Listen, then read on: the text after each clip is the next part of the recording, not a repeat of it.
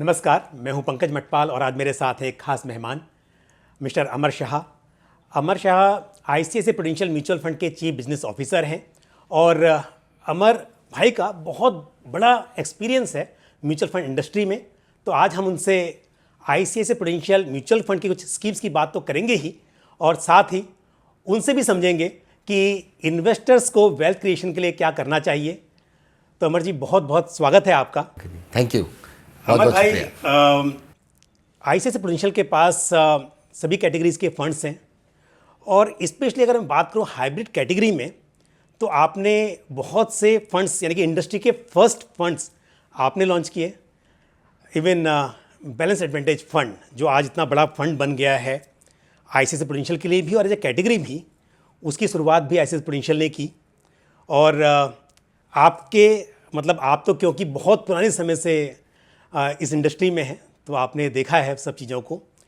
तो पहली बात तो ये हाइब्रिड फंड्स को आप किस तरह पोजीशन करते हैं, क्योंकि आपके पास एक अग्रेसिव हाइब्रिड फंड भी है, बैलेंस एडवांटेज फंड भी है, कंजर्वेटिव भी है, सभी कैटेगरीज हैं। तो किस तरह से पोजीशन करते हैं और क्या आपकी सोच होती है उसके पीछे, उस पर थोड़ा मुझे बताइए। बिल्कुल Pankaj ji, and first of all बहुत बहुत शुक्रिया इस अपॉर्चुनिटी के लिए। बहुत सिंपल है, राइट। सबसे पहले ये देखते हैं कि इन्वेस्ट करना बहुत ज़रूरी है। हमारी in fact recently father's day campaign भी ये बोल रही है कि सिर्फ सेविंग्स ना करिए, उसे इन्वेस्ट भी करिए, राइट। अपने पैसे को ग्रो करिए। अब आप इंडिया देखें, हिंदुस्तान देखें और लोगों की सेविंग्स हैबिट देखें तो बाय एंड लार्ज लोग कंजर्वेटिव भी है, राइट। और हमने ये सोचा कि अगर हमें मास लेवल पे बिना कोई एज के, कोई भी जोग्राफी, कोई भी इन्वेस्टर क्लास के पास जाना है तो कौन सी कैटेगरी है जिसे हमें सबसे बड़ा करना चाहिए, और वहाँ से शुरुआत हुई हाइब्रिड की। सो हाइब्रिड में भी हमने 4 लेयर लगा दिए। तो आपने अग्रेसिव हाइब्रिड बोला जो लगभग 65% के अबव इक्विटी में रखता है। बैलेंस एडवांटेज फंड बोला जो डायनेमिकली 30 से 80% मार्केट लेवल देख के करता है।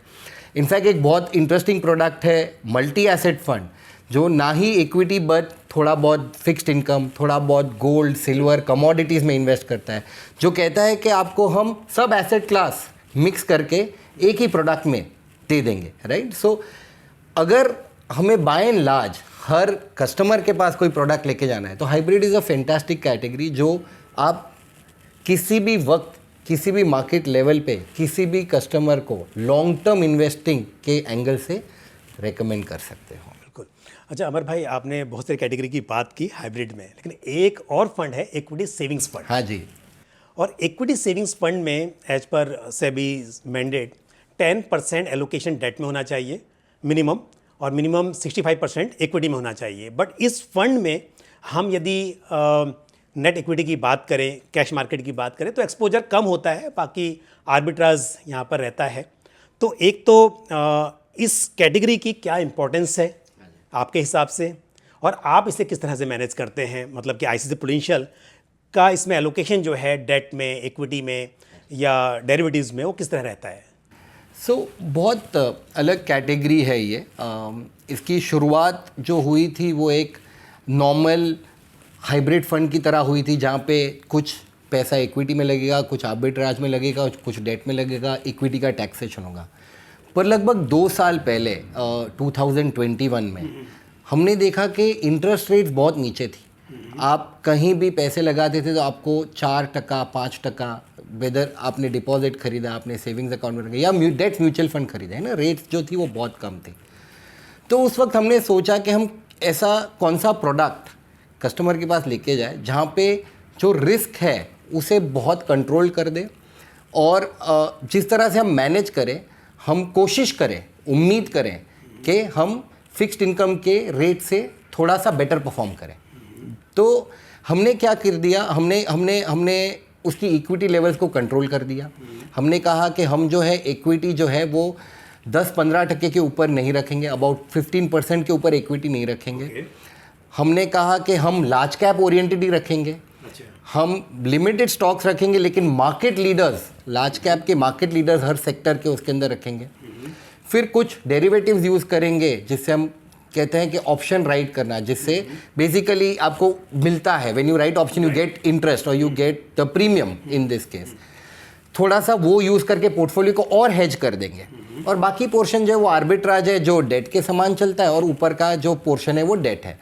तो ये सब का मिश्रण करके क्या हम कोई ट्रेडिशनल डेट इंस्ट्रूमेंट या डेट म्यूचुअल फंड से थोड़ा सा बेटर परफॉर्म कर सकें। उसका रिजल्ट ये आया है कि इस फंड ने ऑलमोस्ट लास्ट 2 साल का अबाउट 7%, गारंटी नहीं आगे की कोई, बट दिया है। फिर एडवांटेज ये होती है कि इसका टैक्सेशन जो होता है वो इक्विटी का होता है, तो या तो आपको 15 या 10% ही टैक्स भरना है डिपेंडिंग ऑन शॉर्ट टर्म या long term capital gain. So a slightly superior performance, very less standard deviation, क्योंकि आपने इक्विटी एक्सपोजर बहुत कम रखा है, लार्ज कैप ओरिएंटेड रखा है, मार्केट लीडर्स ही आपने उस पोर्टफोलियो के अंदर रखे हुए हैं, और फिर जो ये टैक्स का एडवांटेज है, ये दोनों का अगर आप मिश्रण करें तो 2021 में जब रेट्स नीचे थे तो हमने ये प्रोडक्ट को रीपोजिशन करके इस तरह से हम कंज्यूमर के सामने लेके गए थे। इसका रिजल्ट ये हुआ था कि हमने इसको मार्च में 2021 में रीपोजिशन किया था। लगभग 6 महीने में ये फंड 1000 करोड़ से 5000 करोड़ हो गया। जी, वो देखा मैंने। लोगों ने रेसिप्रोकेट किया, लोगों को ये फिलॉसफी या आइडिया पसंद आई, लोगों के शॉर्ट टर्म पार्किंग में या डेट के एलोकेशन में इसकी एक फिटमेंट मिल गई लोगों को। सो बहुत सारा पैसा इस फंड के अंदर उस वक्त आया था। आज भी ये फंड लगभग उसी लेवल पे है, पर इस बजट में एक और चेंज हो गई है पंकज जी। क्या हो रहा था कि डेट में अगर आप 3 इयर्स प्लस इन्वेस्ट करते थे तो आपको long term capital gain indexation benefit के साथ मिलते थे, जो ये इस बजट में ये बेनिफिट टैक्सेशन का बेनिफिट चला गया है। सो अब जो फिक्स्ड इनकम का एलोकेशन लोग करते हैं, वहाँ पे म्यूचुअल फंड के जरिए से भी करोगे तो आपको पूरा टैक्स देना पड़ेगा, मार्जिनल टैक्स देना पड़ेगा। सो बहुत सारे लोग अभी यहाँ पे फिर से इक्विटी सेविंग्स फंड में इन्वेस्ट करना लोगों ने शुरुआत कर दी है। इनफैक्ट लास्ट 3 महीने से हमारे सेल्स पॉजिटिव हो चुके हैं। हालांकि नंबर बहुत बड़ा नहीं है, पर मैं कन्विंस्ड हूँ कि ये नंबर यहाँ से 4 गुना 5 गुना बढ़ जाएगा, क्योंकि ऐसा कौन सा इंस्ट्रूमेंट है जहाँ पे रिस्क कंट्रोल हो जाए और आपका टैक्स आपको जो है वो सिर्फ 10 या 15% लगे। तो ये दोनों का जब हम कॉम्बिनेशन करते हैं तो ये प्रोडक्ट आज भी फिट हो जाता है, और आफ्टर डेट टैक्सेशन काफ़ी इंटरेस्ट बन रहा है लोगों का इस प्रोडक्ट में निवेश करने का। अमर भाई, आपने अभी क्योंकि कंपेयर किया डेट फंड्स को इक्विटी सेविंग्स के साथ में, तो मैं आपकी बात से सहमत हूँ कि यहाँ पर थोड़ा फ़र्क पड़ेगा, पोस्ट टैक्स रिटर्न्स पर हो सकता है। बट फिर भी मैं ये कहूँगा कि लोग डेट फंड्स को ट्रेडिशनल प्रोडक्ट से कंपेयर ना करें, चाहे ये बेनिफिट चला भी गया हो कि long term short term capital gains में differentiation, but still debt oriented mutual funds की अपनी इंपॉर्टेंस है और वो इन्वेस्टर्स के पोर्टफोलियो में रहने चाहिए। आपने एक बहुत बढ़िया बात कही, I completely agree with you. मुझे ये लगता है कि इस देश में जहाँ पे जो डिपॉजिट बेस है या ट्रेडिशनल इंस्ट्रूमेंट में जो लोग जिस तादाद में इन्वेस्ट करते हैं, राइट, म्यूचुअल फंड एक बहुत बढ़िया व्हीकल है, राइट। और specially at ICICI Prudential where we manage debt very diligently. पिछले 25 साल में कोई एक्सीडेंट नहीं हुआ है, कोई डिले नहीं है, आपका प्रिंसिपल आ गया है, आपने जहाँ जहाँ इन्वेस्ट किया आपको इंटरेस्ट और प्रिंसिपल वापस आ रहा है। आई थिंक हमने एक एनालिसिस किया था पंकज जी कि अगर आप डेट फंड को भी 3 साल 4 साल, जो लॉन्ग टर्म है इक्विटी में बात करते हैं, अगर डेट फंड को भी वो समय देते हैं तो एक्टिव मैनेजमेंट से ये डेट फंड्स भी ट्रेडिशनल इंस्ट्रूमेंट से बेहतर परफॉर्मेंस करते हैं। हालांकि अगेन मैं रिपीट करता हूं कि इसकी कोई गारंटी नहीं होती है, बट एंडेवियर ये होता है कि ये हो ही जाता है। चलिए हम आते हैं वापस इक्विटी सेविंग्स फंड पे। ये मैंने बात सिर्फ इसलिए की क्योंकि कहीं इन्वेस्टर्स ये ना समझें कि आप डेट ओरिएंटेड म्यूचुअल फंड में जो एक टैक्स एफिशिएंसी थी अगर वो चली गई है तो मतलब क्या ये प्रोडक्ट अब उतना यूज़फुल नहीं है। तो मेरा कहना सिर्फ ये था कि डेट ओरिएंटेड म्यूचुअल फंड्स की इन्वेस्टर के पोर्टफोलियो में एक अलग इंपॉर्टेंस है।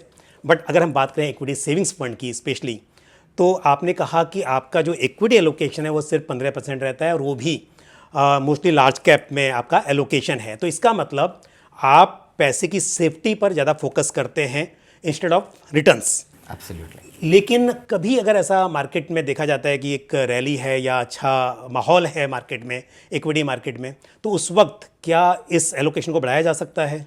सो पंकज जी, इक्विटी की रेंज जो है वो 15 से 20% के बीच में रह सकती है। हम उसके ऊपर जो ऑप्शंस लिखते हैं जिससे हम हेजिंग करते हैं हम उस हेजिंग को डायनामिकली मैनेज कर सकते हैं। सो अगर हमें लगता है कि वैल्यूएशंस ठीक है, यहाँ से सबको ठीक लग रहा है, मार्केट में मार्केट शायद अच्छा कर सकता है, अगर ये व्यू है तो आप ऑप्शंस उतने कम लिखिए, आप हेजिंग उतनी कम कर दीजिए। पर जिस हिसाब से हमने इस प्रोडक्ट को इस वक्त पोजीशन किया है, हम इक्विटी लेवल्स को बियॉन्ड 20% नहीं बढ़ाएंगे, क्योंकि हम जाके एक कंजर्वेटिव इन्वेस्टर के पास जा रहे हैं। अगर आपको ज़्यादा इक्विटी चाहिए आपके पोर्टफोलियो में, तो आपके पास बैलेंस एडवांटेज फंड है, आपके पास मल्टी एसेट फंड है, आपके पास इक्विटी एंड डेट फंड है। देयर आर प्रोडक्ट्स जो इस नीड को सूट करते हैं। ये प्रोडक्ट जो है वो कंट्रोल्ड इक्विटी ही रखेगा, लेवल्स थोड़ी बहुत कम और ज़्यादा होंगी मार्केट व्यू के हिसाब से, हेजिंग थोड़ी कम और ज़्यादा होगी मार्केट व्यू के हिसाब से, पर रहेगा कंजर्वेटिव। तो फिर कंजर्वेटिव हाइब्रिड फंड जो है, तो कंजर्वेटिव हाइब्रिड फंड में क्योंकि 10% टू 25% एलोकेशन आपका इक्विटी में हो सकता है, एज पर सेबी गाइडलाइन 10% 25% तक इक्विटी लोकेशन, बाकी जो है आपका वो डेट है। तो वो भी ऐसे इन्वेस्टर्स के लिए है जो कि पैसे की सेफ्टी पे फोकस करते हैं बट थोड़ा एलोकेशन इक्विटी में चाहते हैं, और eight the same time equity savings fund भी वही ऑब्जेक्टिव को पूरा कर रहा है काफ़ी हद तक। तो यदि हम टैक्स की बात ना करें कि दोनों में थोड़ा सा वो डिफरेंस है, तो फिर किस तरह से इन्वेस्टर्स को दोनों फंड्स को अपने पोर्टफोलियो में रखना चाहिए या कैसे उसको पोजीशन करेंगे? सो पंकज जी, आपने क्योंकि टैक्स को हटा दिया तो आपने एक पहले ही डिस्क्लेमर रख दिया, वरना मैं तो बोलने वाला था कि अगर आप टैक्स से एंगल को लाते हैं तो equity savings fund becomes a superior. नहीं, क्योंकि मैं इसलिए बोल रहा हूँ कि इस वक्त पर बात बहुत डिबेट चल रही है, पर मुझे ऐसा लगता है कि एक टैक्स एक एडवांटेज था, बट इसका मतलब ये नहीं है कि वो जो कैटेगरी जो भी थी उनकी अपनी इंपॉर्टेंस है, अगर उसके ऊपर आपको टैक्स बेनिफिट नहीं भी मिल रहा है तो भी इन्वेस्टर्स को अलग तरीके से देखना चाहिए। और आने वाले समय में बात शायद साबित भी हो जाए कि म्यूचुअल फंड्स अपने आप में सही हैं।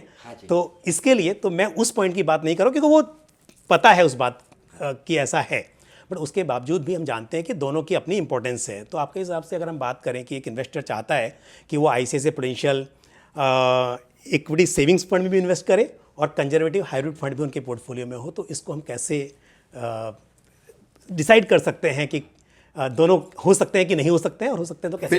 बिल्कुल हो सकते हैं। और स्पेशली इस समय तो क्योंकि कंजर्वेटिव हाइब्रिड में जो डेट पोर्शन होता है वो काफ़ी बड़ा होता है कंपेयर टू इक्विटी, और इस वक्त जो डेट की रेट्स है, राइट, जिस रेट्स पे इस वक्त लेंडिंग हो रही है, आप मतलब ट्रेडिशनल इंस्ट्रूमेंट्स की भी रेट्स ऊपर चली गई, तो म्यूचुअल फंड में भी जहाँ पे भी लेंडिंग करता है वहाँ पे भी रेट्स बहुत अच्छी हैं रिलेटिवली। सो अगर आप वो डेट के पोर्शन को जहाँ पे इस वक्त रेट्स अच्छी हैं वो, और फिर एक इक्विटी के व्यू और कंजर्वेटिव इक्विटी को ले ले, I think that even a conservative hybrid is a very very good strategy. Arbitrage की वजह से मुझे लगता है कि काफ़ी इंटरेस्टिंग हो जाता है, क्योंकि यहाँ पर रिस्क तो ना के बराबर ही है एक्चुअली। मैं तो नहीं कहता रिस्क नहीं है म्यूचुअल फंड, इसके लिए कहना जरूरी है कि सब्जेक्ट टू मार्केट रिस्क, बिल्कुल। बट मुझे भी लगता है कि वो आर्बिट्राज जो पोर्शन है उसके रिटर्न्स और सेफ्टी के हिसाब से वो एक इसको काफ़ी अलग कर देगा। इक्विटी सेविंग्स फंड में जो आर्बिट्राज पोर्शन है पंकज जी, आपको एकदम खुल के बोलूँ तो actually the return on arbitrage portion will be relatively lesser compare to से हम कंजर्वेटिव हाइब्रिड जहाँ पे डेट है, राइट। डेट में आज की तारीख में पैसे डिप्लॉय 7, 7.5, 8% पे हो रहे हैं। आर्बिट्राज की जो कैरी है वो जो है वो 7 या 8% की नहीं है, right.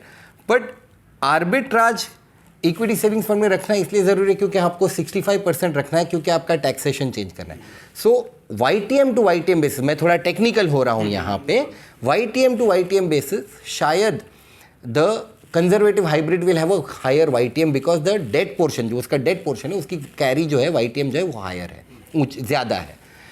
But at the same time what we have done Pankaj ji is that we have control the expenses also on our equity savings fund, right? So we understand that because the carry is lower, the charge also has to be lower, because at the gross level आपका return carry जो YTM का return है वो कम बढ़ेगा। तो हमने इसके expenses भी कंट्रोल रखे हैं। इनफैक्ट 2021 से हमने इसके एक्सपेंसेस कंट्रोल रखे हैं। The fund charges about little near to 1% for a regular customer and about 40 to 50 basis points for a direct customer. तो इन्वेस्टर जो 1 साल 1.5 साल के आसपास पैसा पार्क करना चाह रहे हों, not for wealth creation but पैसा सेफ रहे और पार्क करना है, तो उनके लिए ये सही चॉइस होगी। मैं इसमें इन्वेस्टर को दो तरह से कैटेगराइज करूंगा। मैं कहूंगा कि आप एक इन्वेस्टर हो, आप एक फुल टैक्स ब्रैकेट में हो, सो आप 30% या 39% टैक्स ब्रैकेट में आप हो, 33-39% टैक्स ब्रैकेट के आप कस्टमर हो। तो आप कोई भी ट्रेडिशनल डेट इंस्ट्रूमेंट लोगे, आप उस पर पूरा tax भरोगे। So I think that segment of customers should definitely look at this product. Yes, with a 6 months, 1 year, 1.5 year objective, this is not a core wealth creation एक product. साल में आपका जो टैक्स का एफिशिएंसी आप बात कर रहे थे वो भी साबित हो जाती है। साबित हो जाती है। इसके लिए मैंने एक साल की बात की है ना, बिल्कुल। और एक जो है वो एक रिटेल कस्टमर है। आजकल पंकज जी हमने क्या देखा है कि जो मार्केट जो है वो ऑल टाइम हाई के आसपास है। सो बहुत सारे इन्वेस्टर्स जो है वो एसटीपी रूट से अंदर आ रहे हैं, क्योंकि लोग कह रहे हैं कि देखो हमें समझ नहीं आ रहा मार्केट ऊपर जाएगा नीचे जाएगा, हम सिस्टमैटिकली खरीदते हैं। तो वो सेट ऑफ कस्टमर कोई एक डेट प्रोडक्ट में पैसे पार्क कर देते हैं और वहाँ से वो सिस्टमैटिकली इक्विटी में हर वीक, हर मंथ, एवरी डे ट्रांसफ़र होते रहते हैं। सो रिटेल के लिए भी मैं कहूँगा ये बहुत बढ़िया स्टार्टिंग पॉइंट है, क्योंकि आपने यहाँ पे शुरुआत कर दी। आपने सबसे पहले 10-15% एकदम कंजर्वेटिव इक्विटी तो ऐसे भी खरीद ली, क्योंकि आपके पैसे जाने इक्विटी में ही है, लॉन्ग टर्म इन्वेस्टिंग से। तो आपने ये पैसे पार्क कर दिए और वहाँ से आप सिस्टमैटिकली एक्विटी फंड्स कर दो। तो ये ब्यूटीफुली इस देश के हर कस्टमर को सूट करता है। आप अगर HNI हो, हाई टैक्स में हो, आपको सूट करता है। आप एक रिटेल कस्टमर हो जिसको STP के जरिए इक्विटी में अंदर जाना है, आपके लिए पार्किंग के लिए बहुत बढ़िया प्रोडक्ट है। अमर भाई, आपने समय निकाला, बहुत सारी इंपॉर्टेंट बातें बताई और मुझे पूरी उम्मीद है कि हमारे व्यूअर्स को इससे बहुत फ़ायदा होगा। लेकिन इक्विटी सेविंग्स फंड को लेकर आपका कोई संदेश हमारे व्यूअर्स के लिए? बिल्कुल है। फर्स्ट ऑफ ऑल बहुत बहुत शुक्रिया Pankaj ji, and thank you all the viewers. मेरा मैसेज बहुत सिंपल है, जो मैंने कहा था और मैं दोहराता हूँ, दैट अगर आप एक HNI individual full tax bracket individual हो तो आप इस प्रोडक्ट में निवेश कर सकते हैं थोड़े से लंबे समय के लिए, of course, where the way it will be manage, it will suit the requirement of parking with a short term nature. At the same time, जो टैक्स की इसकी एडवांटेज है, it suits the full tax bracket customer. और अगर आप एक retail customer जिसे equity में निवेश करना है STP के ज़रिए, तो ये बहुत बढ़िया स्टार्टिंग प्रोडक्ट है। कंट्रोल्ड इक्विटी होती है, लार्ज कैप ओरिएंटेड होती है, तो यहाँ से आप शुरुआत करें और उस पैसे को STP के ज़रिए डाइवर्सिफाइड फंड में आप ले जा सकते हैं। तो मेरे ये बस 2 मैसेज है इन्वेस्टर के लिए Pankaj ji, and once again thank you so much for giving us this opportunity. Pleasure is hours.